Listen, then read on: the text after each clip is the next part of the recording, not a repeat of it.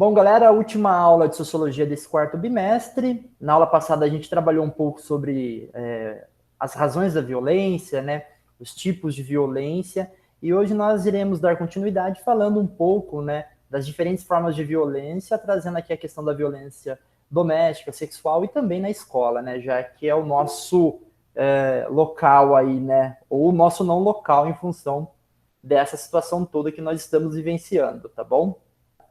Quando a gente fala sobre violência, a gente vai trabalhar aqui um primeiro ponto que é a violência de gênero, né? E é importante lembrar que na sociologia a distinção homem-mulher não se limita ao sexo, né?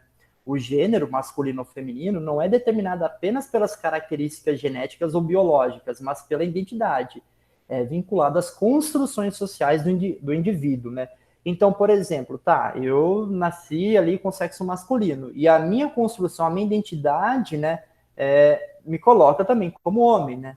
Tem pessoas que nascem com um determinado sexo biológico, mas a sua identidade, né, e até a sua orientação sexual, ela é diferente, tá bom? Então, esse é um ponto aqui importante se trazer, né, e sempre destacar isso, porque durante um bom tempo aí, teve em voga essa discussão que as escolas estavam pregando uma ideologia de gênero, queriam oferecer ali um kit gay, não sei o que, um monte de coisa, né? Não é nada disso. O que a gente trata claramente é trabalhar a igualdade de gênero, porque a gente pode falar do gênero masculino, né? O que é essa masculinidade, desconstruir um pouco isso, porque, beleza, a gente sabe que o machismo ele está presente, né? E uma das formas de combater é se perceber outras possibilidades de masculinidade que não é essa machista, patriarcal que nós temos hoje, né? Esse modelo que nós temos hoje na nossa sociedade.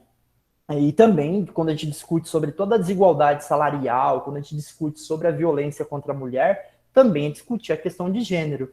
E, para além disso, há situações vivenciadas pela comunidade LGBTQIA+, né, em várias porções do mundo, mostram a necessidade de se debater isso, já que aquela também é uma construção social, uma construção de identidade. Não à toa, né, a legislação, vários países têm construído todo um arcabouço de leis, né, e de direitos para esses grupos que durante muito tempo foram marginalizados, né, que sofreram aí aquelas violências simbólicas que ainda sofrem, né, que ainda hoje sofrem, né, e violências físicas que a gente vai tratar aqui hoje, né. Quando a gente fala, então, sobre o homem, né, eu trouxe essa imagem desse Dan Bilzerian, acho que é assim que fala, eu não lembro exatamente. Eu queria fazer um teste, na verdade, né, entrar na página desse cara no Instagram e ver quantos alunos meus seguem esse cara lá no Instagram, né? Porque ele trata sobre um determinado ideal de masculinidade, né?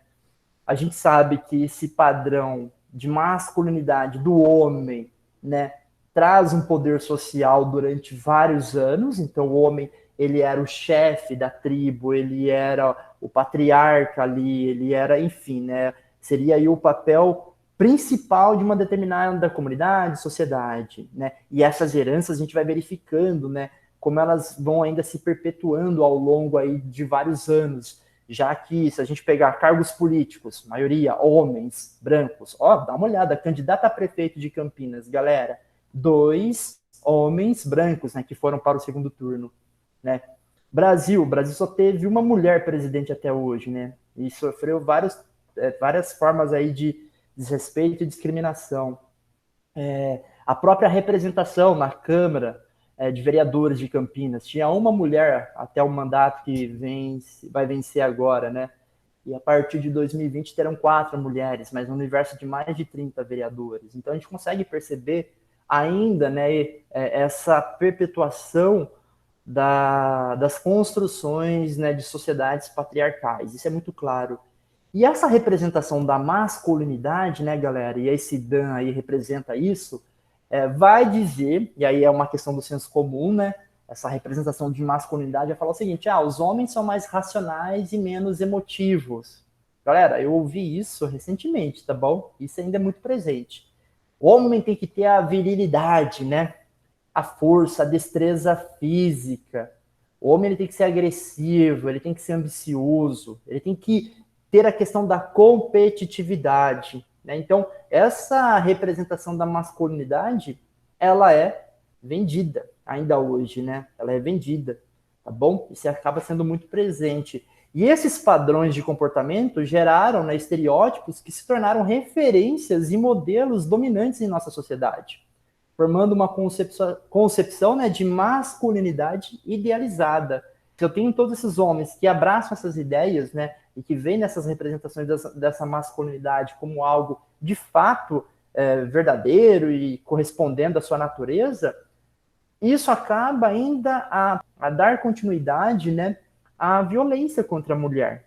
Isso é muito claro, né? Essa questão da agressividade, essa questão da força física, essa questão de achar-se ali o chefe da casa, de achar o dono, né? Isso é muito claro. É toda essa herança, todas essas construções sociais, do papel social do homem, né, do poder que ele detém, tudo isso mostra ainda hoje, né, não só no Brasil, mas no Brasil isso é muito claro, né? O Brasil, aliás, tem os índices, né, de violência contra a mulher, mostra que o Brasil é o país, um dos países mais violento, né, contra a mulher no mundo, tá bom?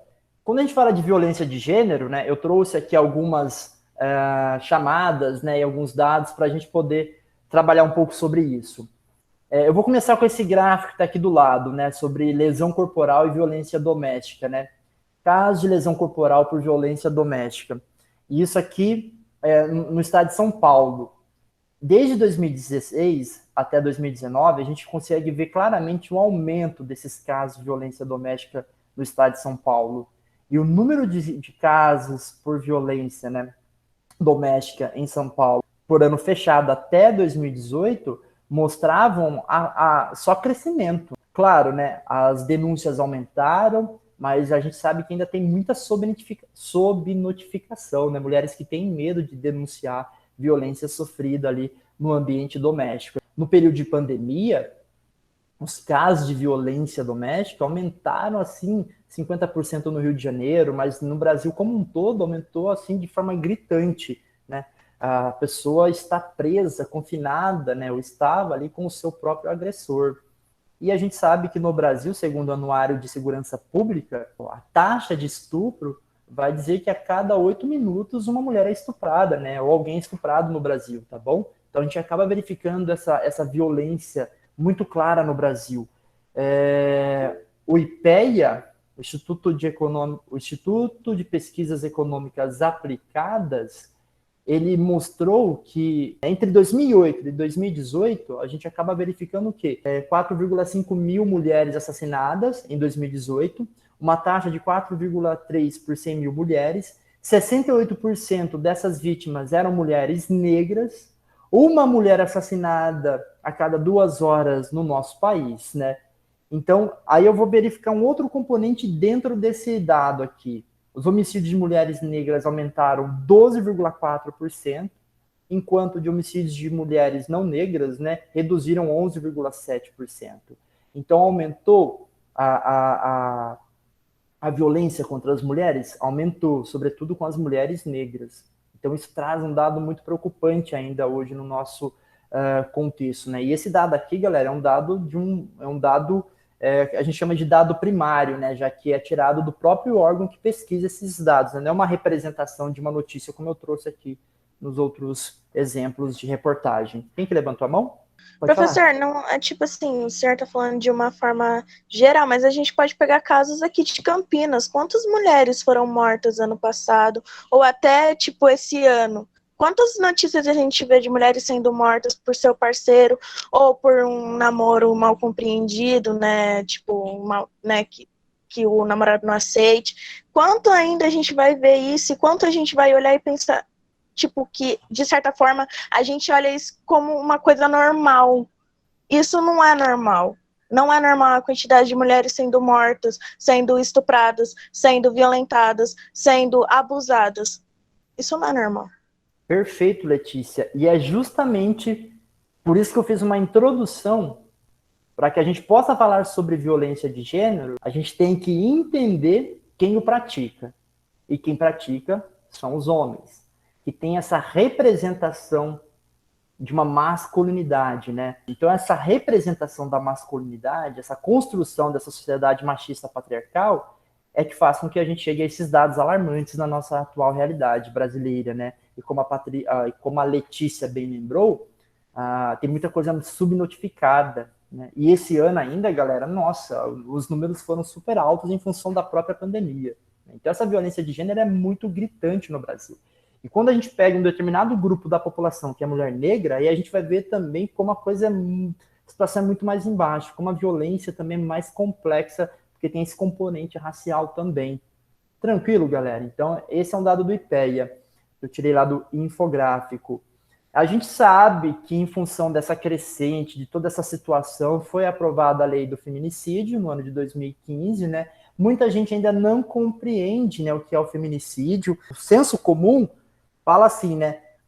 Muitas pessoas morrem, as mulheres morrem, beleza. Mas tem muito homem que morre também. Sim, mas o homem não morre pelo fato dele ser homem, entenderam? Ele não morre pelo fato dele ser homem. Então, se o cara, por exemplo, né, se envolve com a violência e assassinado, ele não morreu pelo fato dele ser homem, ele morreu por estar ali relacionado com a questão de violência urbana, tráfico, enfim, roubo, outras coisas. Agora, quando a gente fala de feminicídio, são as mulheres que morrem pelo fato de serem mulheres, ou aquilo que a Letícia acabou de colocar no áudio, né? Um relacionamento que é abusivo, em que o homem tem a posse, se não ficar comigo não vai ficar mais com ninguém, e a pessoa vai lá e comete, né, um homicídio, ou, no caso aqui, um feminicídio. E que as pessoas não entendem, as pessoas, mas morre muita gente mesmo, tal, morre mais homem do que mulheres. Eu já ouvi isso de professores, inclusive. Mas morre mais homem do que mulheres. Sim, morrem mais homem por questões aí de violência e tal, né, por outros pontos. Mas não pelo fato dele ser homem. O feminicídio, ele trata a mulher que morre pelo fato dela ser mulher. Pode falar, Camila. Professor, igual eu disse no chat, é que também, além dos casos que é o companheiro, o marido ou namorado, que a Letícia disse, também acontece com alguém da família. Eu estava lendo um caso no meu trabalho que o irmão de uma feminista que ela é super influente na Índia, ele matou ela por conta das fotos que ela postava no Instagram do seu corpo dela, eu não sei como eram, e também pelo papel que ela exercia do feminismo. Ele disse com essas palavras que foi por isso. Olha aí, né? Exatamente. É importante entender, compreender a importância dessa lei, né? É uma lei que mostra a necessidade de criar todo um conjunto de normas para poder enfrentar esse grande desafio. E, enfim, né? E o Brasil parece que está, para além da pandemia, né, do coronavírus, a gente está numa epidemia, já que dura um bom tempo, de violência, né? E vários tipos de violência contra as mulheres, contra a comunidade LGBT, é gigantesca. Eu tava lendo, né, sobre a Lei Maria da Penha para o meu trabalho, né, do artigo de opinião. E, professor, eu tava lendo, tipo, alguns conceitos, né, que engloba também os direitos humanos, né? A Lei Maria da Penha engloba os direitos humanos, né? Ela fala que o artigo 2 da Constituição Federal fala que a mulher, ela tem o direito de poder ser livre, de poder fazer suas escolhas, de poder ter a sua liberdade, ter a sua independência e, tipo, sem que alguém interfira. Professor, eu não sei explicar, mas eu queria fazer uma analogia da lei com o feminicídio. Eu não sei explicar, na minha cabeça está fazendo muito sentido, mas para mim pôr em palavras está difícil. Eu consegui entender. Então, sim, é porque assim, quando a gente pega a Declaração dos Direitos Humanos ali, 1948, né? A gente pega essa declaração e a gente vai vendo todos os países que assinaram essa declaração, que fazem parte da ONU, que criaram constituições ou leis posteriormente, tem uma clara influência nessa Declaração Universal dos Direitos Humanos. Vários pontos da nossa Constituição parece até um copia e cola da Declaração Universal dos Direitos Humanos.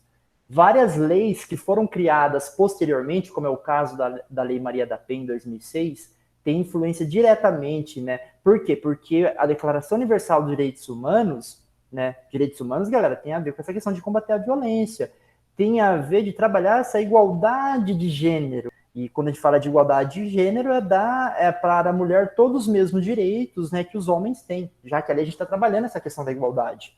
Então é normal que a gente consiga perceber essa influência claramente. Ao mesmo tempo, entra em choque com uma cultura, né, que vai se perpetuando do machismo, do patriarcal, da sociedade patriarcal. E parece não, é muito claro isso, que alguns se incomodam com isso, né? Que alguns grupos que são mais conservadores, que acabam querendo reafirmar um papel da mulher subjulgada na sociedade, se incomodam quando a mulher consegue conquistar determinados espaços, ou quando determinadas legislações são atribuídas a elas. Se a gente pensar, por exemplo, tem gente que se incomoda com uma lei de cota racial, dando um outro exemplo, né? Porque dá oportunidade para o negro ali acessar uma universidade, acessar um concurso público e tal, e se incomoda de ver alguém em um determinado espaço que julga um espaço de prestígio social. Ah, então não quero ver um pobre no aeroporto, por exemplo, porque ali é para um determinado grupo de prestígio social. Então percebe que esses elementos que eu estou dando exemplo, né, fugindo um pouco aqui da questão de gênero, ajuda a entender isso também. Opa, eu tenho determinados grupos da sociedade que representa essa perpetuação do machismo da sociedade patriarcal, que se incomodam em ver uma mulher, né, empoderada. Se incomodam. E aí essa violência fica muito mais clara.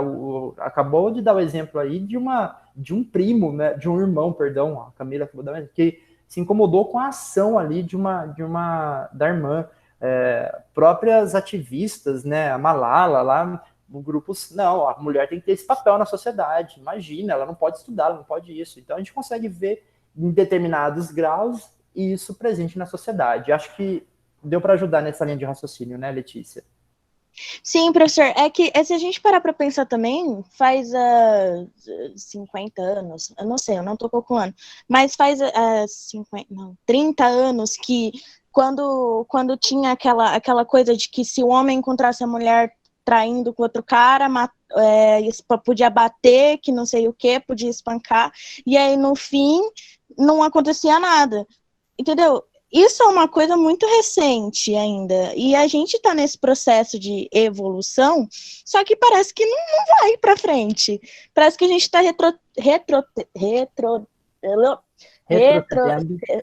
isso, não achei a palavra. É uma luta que vem de anos e anos. Parece que a gente não mudou nada. Obviamente que mudou algumas coisas, mas parece que não. Essa cultura ainda machista, patriarcal, está muito presente. Eu só vou ser mais otimista que você para falar que a gente não está retrocedendo, porque eu vejo os jovens hoje muito mais abraçando claramente essa bandeira, sabe? Então eu tenho esperança no futuro, eu sou um otimista, né, tal. Senão nem seria professor, né, galera? A gente trabalha com o futuro, né, e não com o presente. Professor é isso, é trabalhar com o futuro.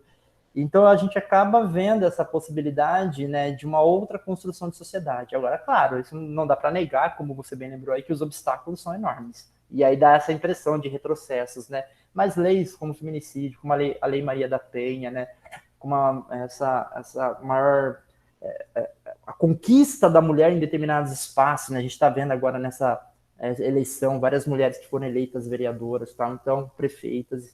Apesar de ainda, né, acabei de citar, Campinas tem 2 candidatos, homens brancos de determinada classe social, que vão estar aí no segundo turno. Então a gente sabe que os desafios são enormes. Mas a gente tem alguns avanços ainda que, enfim, nos faz ficar otimista.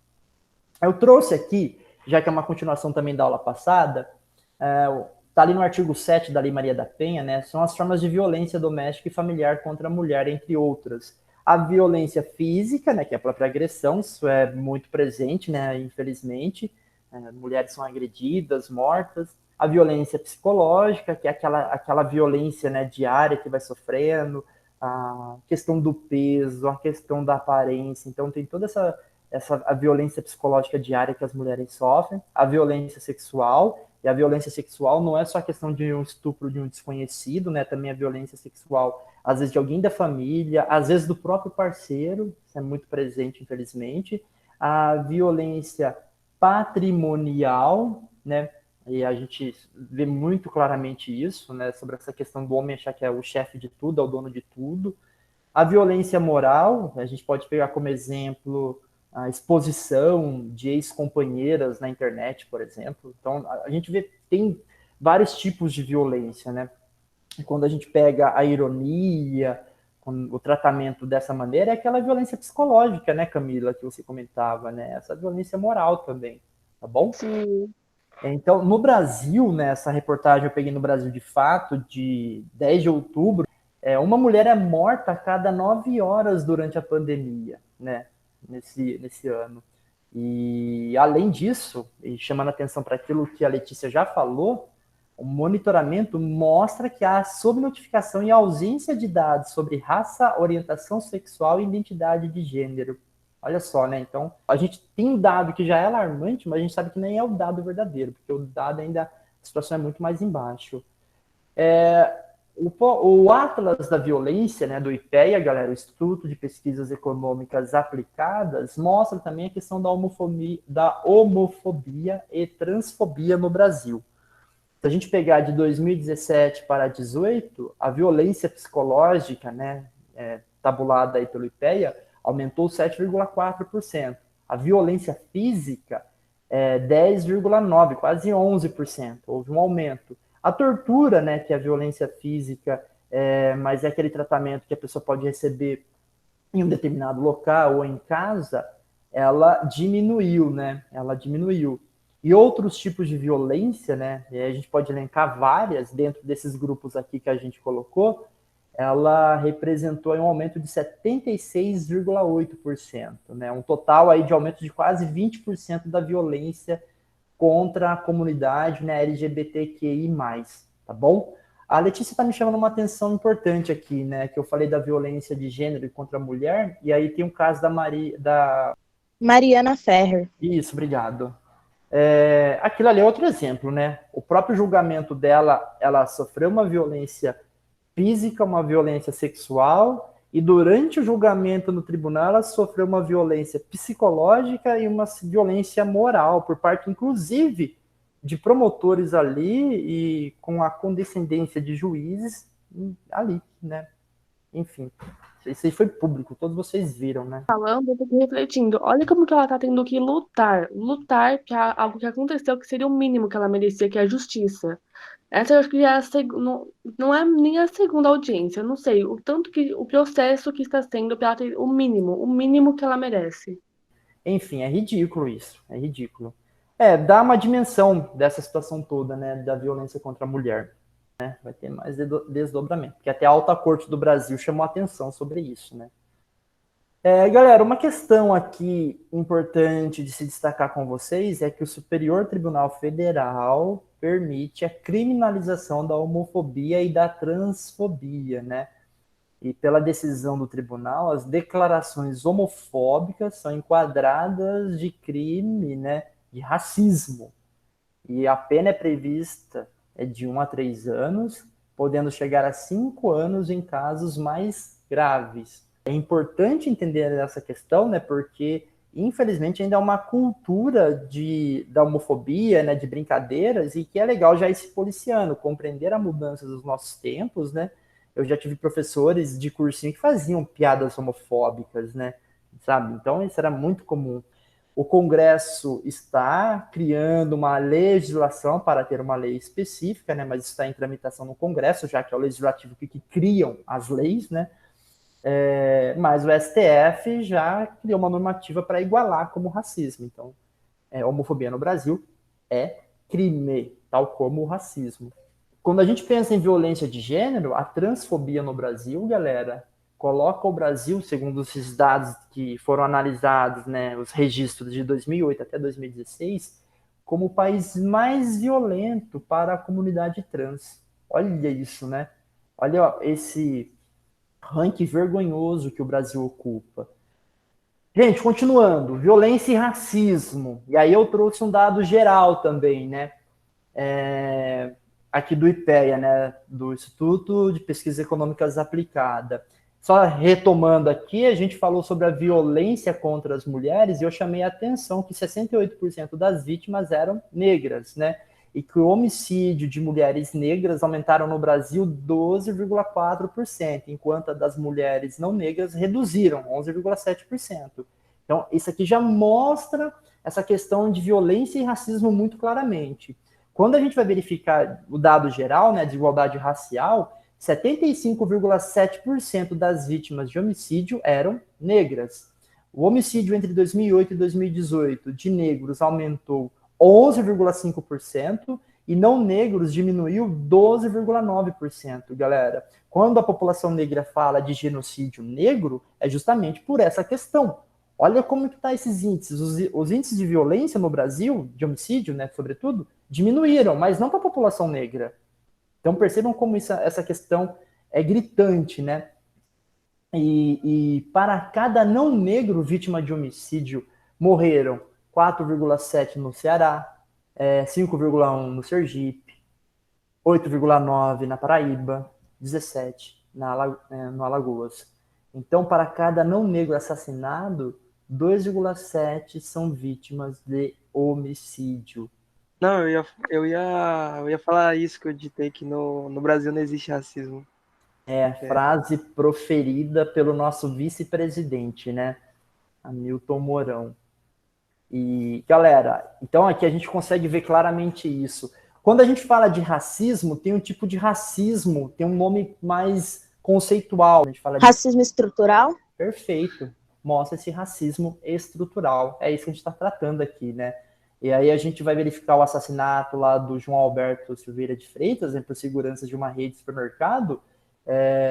Aquilo ali, se fosse um homem branco, não sofreria as mesmas consequências por qualquer ato que ele tenha praticado ali, mas não sofreria isso que ele sofreu, nessa violência bárbara, né, gravada, filmada. E aí, o racismo ele é tão forte que o cara ele morre duas vezes, né? O cara morre primeiro na mão de seguranças, né? Uma tera policial, acho que é isso, ou guarda, alguma coisa assim. Ele morre ali e depois ele morre simbolicamente, né? Porque aí vão querer culpar a vítima, vão querer olhar o histórico da vítima, vão querer fazer uma segunda morte da pessoa, né? Ah, mas era isso, mas ele tinha isso, mas olha, e a gente vê isso, pessoas, né, propagando isso, falando assim, sem perceber o quão racistas estão sendo a falar isso, né? Pode falar, Lê.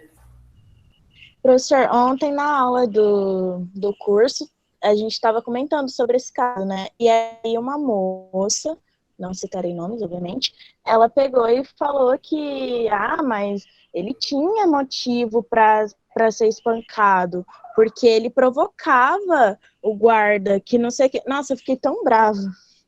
Vamos lá, aí mata a pessoa, né? Pega a pessoa e mata a pessoa. Tem pena de morte no Brasil agora? É absurdo a gente ver isso, gente. É um absurdo. As pessoas que manifestam falam, mas a pessoa tinha esse histórico, a pessoa...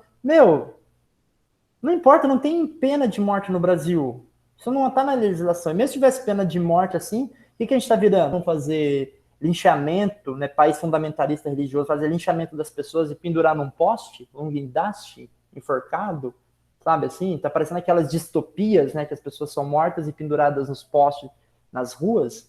É um absurdo, isso é selvageria, né?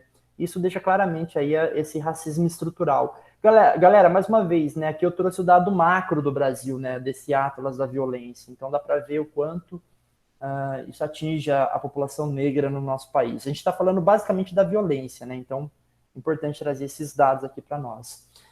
Violência e juventude, né? Violência entre jovens, galera.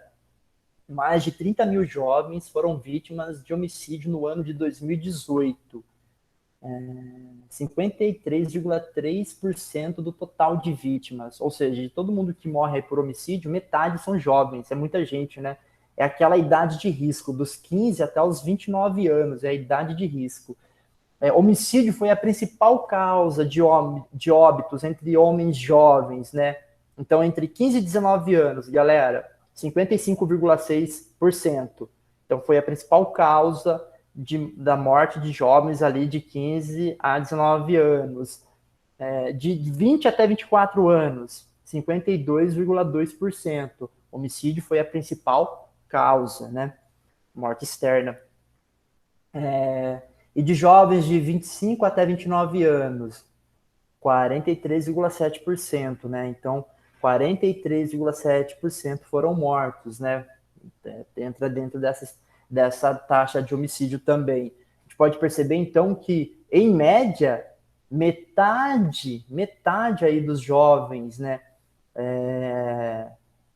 são mortos nessa faixa etária dos 15 até os 29 anos de idade, relacionado ao homicídio, né? São vítimas do homicídio. Isso dá uma ideia, galera, de como essa violência atinge esse grupo da população. Isso mostra, né, sobretudo quando a gente vai falar de mortes por arma de fogo, como o Brasil se assemelha a uma situação de quase guerra civil e como grande parte dos homens jovens acabam morrendo nessa idade. Se a gente pegar em qualquer dado, né, que o SUS oferece, o DataSUS no caso, a gente vai ver, né, que muitos homens de 15 a 29 anos de idade morrem por questão de embriaguez, acidentes de carro, tal, enfim, acontece muito isso. Essas mortes dão uma dimensão dessa idade de risco, né? Não é à toa que um seguro de carro, por exemplo, para alguém de 25 anos é bem mais caro do que para uma pessoa mais velha, né, tal, né? O Atlas da Violência ressaltou que o ECA, né, o Estatuto da Criança e do Adolescente, reduziu a escalada de violência contra jovens, né, contra crianças e adolescentes.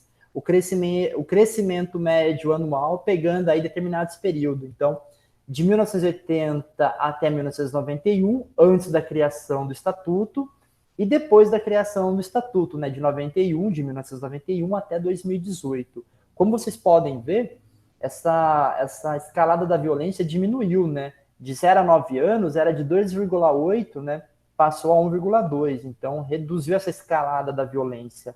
Da população de 10 a 14 anos era de 8, né? 8%, foi para menos de 2%. De 15 a 19 anos, a mesma coisa, era em torno de 8,3, foi para 2,6.